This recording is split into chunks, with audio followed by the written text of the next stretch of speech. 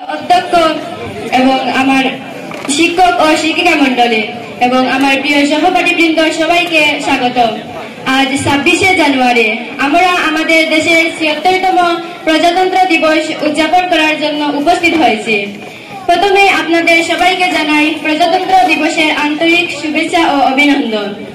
1947 সালের 15ই August Bharat British শাসন থেকে মুক্তি পায়, কিন্তু তখন দেশে কোনো স্থায়ী সংবিধান ছিল না।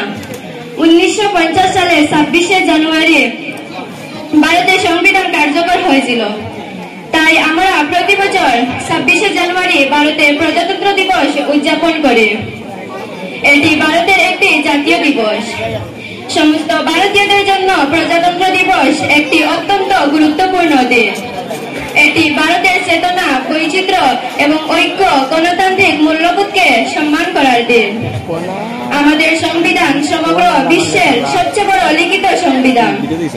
Doctor B.R.. আম্বেদকর আমাদের সংবিধানের জন্য জাতি, ধর্ম, লিঙ্গ নির্বিশেষে সংবিধান আমাদের নাগরিকদের মৌলিক অধিকার প্রদান করে।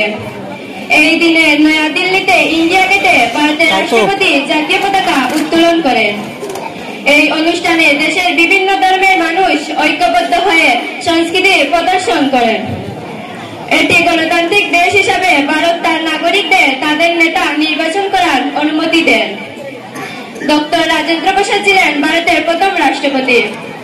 1947 সালে আমরা ব্রিটিশ শাসন থেকে স্বাধীনতা লাভ করার পর থেকে আমাদের দেশ অনেক উন্নত হয়েছে এবং সবচেয়ে শক্তিশালী দেশগুলির মধ্যে গণনা করা হয়। কিন্তু আমাদের এখনো দরিদ্র, দূষণ ও বেকারত্বের মতো সমস্যা রয়েছে। এই সমস্যা সমাধানের জন্য একসাথে কাজ করার প্রতিশ্রুতি দেই। আমরা আমাদের স্বাধীনতা সংগ্রামীদের অটল প্রতিশ্রুতিকে সম্মান করি, যারা সাহসের সঙ্গে ভারতের স্বাধীনতার জন্য লড়াই করেছিল। আজ আমরা আমাদের মাতৃভূমির কাছে প্রতিজ্ঞা করি, বহু বীর সংগ্রামীর রক্তের বিনিময়ে অর্জিত গণতন্ত্রকে যথাযোগ্য গুরুত্ব ও সম্মান দেব। সবাইকে 2025 সালে প্রজাতন্ত্র দিবসের শুভেচ্ছা জানাই। ধন্যবাদ। জয় হিন্দ, জয় ভারত।